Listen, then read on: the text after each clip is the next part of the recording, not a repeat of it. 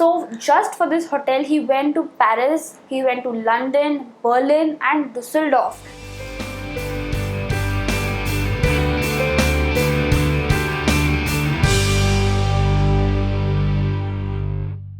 Hello and welcome to this episode of GiGlee magazine podcast. Last week we talked about the Pandav Leni in Nashik, and from this ancient cave complex I will get you to a little modern structure in the city of Mumbai. And this structure is one of the most iconic in this city. So when most people visit Bombay, they will generally come and visit this iconic structure. So this iconic structure is also a hotel. To be more precise, it is the flagship hotel of the Taj chain of hotels. So the Taj Mahal Palace Hotel. You might think, why are you talking about a hotel? It's probably because this grand hotel has been here for more than 100 years, and its history, its culture that it has given to the city of Mumbai is very important because it is one of the first of its kind. It's a premier institution, and it has been first to introduce a lot of things for Bombay and for India as a whole. And its history, its beginnings are what has given it the culture that it has today. So if you ask people who have stayed here, you will find people having such happy, memorable experiences in this hotel. And that's precisely what it is. It's a memorable experience, and this grand hotel dates back to 1903, and it was built by Jamshedji Nusarwanji Tata. So before we begin about where this hotel is coming from, its culture and how it was built, let me tell you a few of the anecdotes that you can find on the internet that's actually happened in the Taj Mahal Palace Hotel. So this hotel has played host to the Obamas, the Beatles, Angelina Jolie, the King and Queen of Norway, and Louis Dickey Mountbatten, the current Queen's uncle. So from all these people, the most richest probably were the Indian Maharajas. And there is one tale that's really surprising that actually happened here. So one day when an Indian Maharaja walked in, the receptionist and people in the lobby were shocked because this Maharaja was literally carrying his pet tiger with him. So that is the kind of exotic things that have happened in this hotel. So you can imagine the type of hotel that it is. So going to the history of the Taj Mahal Palace Hotel, it was the dream of Jamshedji Nusarwanji Tata. And what inspired him to build this iconic place, it's not really known.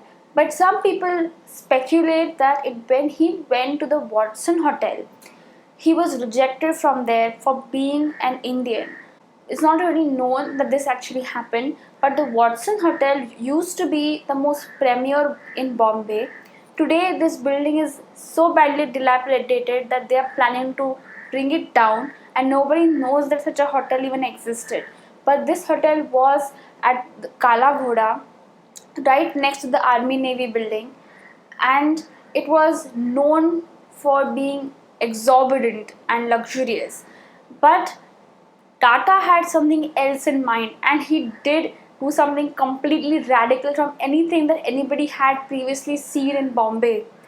Tata took it upon himself to actually look into how this hotel would be, and its culture, its decor, its technology, and he traveled extensively himself. So just for this hotel, he went to Paris, he went to London, Berlin, and Dusseldorf, and he saw the different architecture, the styles, the technology, the decor, the art, and everything that this places had, and he bought some of this back with him, his experiences.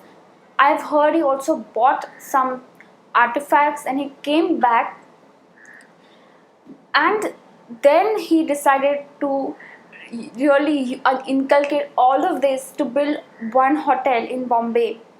So there were a lot of naysayers because in the first decade of the 20th century, building such an exorbitant hotel was like, why would you want to do something like this? Nobody would come to you, you'd go in a loss. And it was a lot of expenditure to simply build this grand idea of his. And who would pay him to stay in such an exorbitant place? Because people coming in Bombay were coming here for work, so nobody would spend such a huge amount to just lodge. But Tata knew that Bombay was home to rich industrialists and it welcomed a lot of foreign people into the country, and it was also one of the most budding places that was growing at a very fast pace compared to the rest of the country. And he saw to the future that Bombay would continue to grow. So he built this entire hotel. For that, he commissioned two architects. He commissioned Sitaram, Vaidya and D.N. Mirza. So they built this hotel in a very thoughtful manner, and when Sitaram Vaidya passed away, it was given to W.A. Chambers, and W.A. Chambers added the iconic domes that you find on the top of the structure today, which makes this entire hotel very Indian as well as something very much home in Bombay, because Bombay is an amalgamation of Indian as well as European architecture. So you find all of it here. So when on the 16th of December 1903, the Taj Mahal Palace Hotel opened its doors, people weren't very excited. What had happened? They thought the architecture was completely wrong. The entrance was at the wrong side, the garden was at the wrong place, and they thought the architects had made a major error. But that's exactly what didn't happen, because Sitaram Vaidya and D.N. Mirza had designed this entire hotel spectacularly. The entrance was placed in such a way that the hot air from the sea would help circulate the air inside and help ventilate the entire hotel.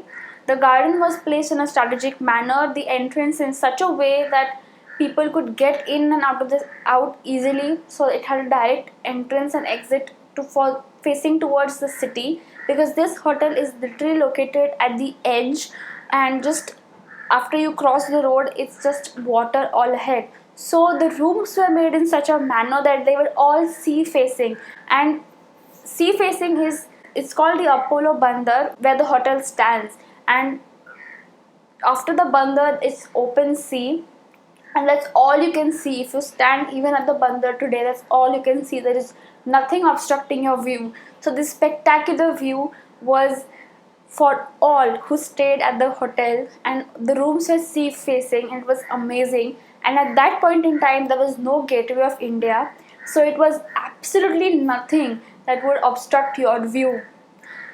And that was about how they had planned it. And the exteriors, if you look at the exteriors, you will wonder what architectural style is it. Well, it's almost a mixture of everything, very beautifully blended, because you have Victorian Gothic, Romanesque, Edwardian as well as Indo-Saracenic, and it gives it a very Indianized and a very Bombay type look, because as I told you just now that you have Victorian Gothic and you have Edwardian and Romanesque as well as Indo-Saracenic styles across the city. So this is like an amalgamation of all the four, and the domes just give it a very beautiful look. Well, to do all of this, the complete expenditure was £250,000. That is in 1903 and previously. That is the big expenditure for that time, considering that the tower that you find next to the hotel was not built at that time. It was built much later, and personally that tower really doesn't go well with the rest of the structure. Well, that was the cost, the way they built it. But what happened on the 16th of December 1903 after they opened? They had 17 people live there on the first night. And what were the costs? The costs were an exorbitant rupees 10 for a single room, and for a more luxurious room you had to pay rupees 13 and rupees 20. That was a huge expenditure. And when they opened in, all these 17 guests were welcomed by English butlers. They had American fans and Turkish baths. This was something completely never heard of before. So you can imagine, and you can actually literally place an Indian Maharaja walking with the tiger as a pet, because that's what happens in exotic places like this, right? Following this, you have a lot of new things that the hotel actually introduced for Bombay and India. For example, they were the first to have a licensed bar, a discotheque, the first private building to actually have electricity, and the first hotel to have a 24-hour restaurant. So that was all the firsts. Unfortunately, Jamshedji Nusarwanji Tata died a few months after his dream was built. He passed away on the 19th of May 1904. But his legacy has continued to give something to Bombay even today. And when the First World War struck, the Taj Mahal Palace actually closed down for business, and they opened the doors for ailing soldiers, and they put up 600 beds for these soldiers, and that was a huge contribution at that time. After which they converted their decor throughout all the decades till today into from the European design that Tata had made to the Indian Desi look, with Indian culture, Indian food, architecture all there in the interiors for people to witness. That's what makes it a very Bombay icon, because it's the actual world meeting here, and people have real amazing memories and experiences at the Taj Mahal Palace Hotel. So that was about the Taj Mahal Palace Hotel. It's, as I said, one of the most iconic structures, and people do come here to snap photos of this hotel as well as the Gateway of India, which stands right opposite to it. The Gateway of India was built much later, and the Taj Mahal Palace Hotel was the first one there. It doesn't seem that way. It looks as if the Gateway of India is a much later addition.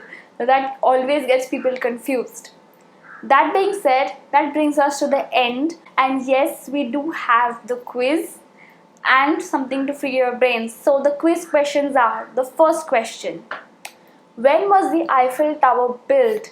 So this iconic structure in Paris, which you cannot imagine Paris without, when was it built? It was built for the Universal World Exhibition, but what was the year it was built? The second question, what's the world's oldest and largest inhabited palace?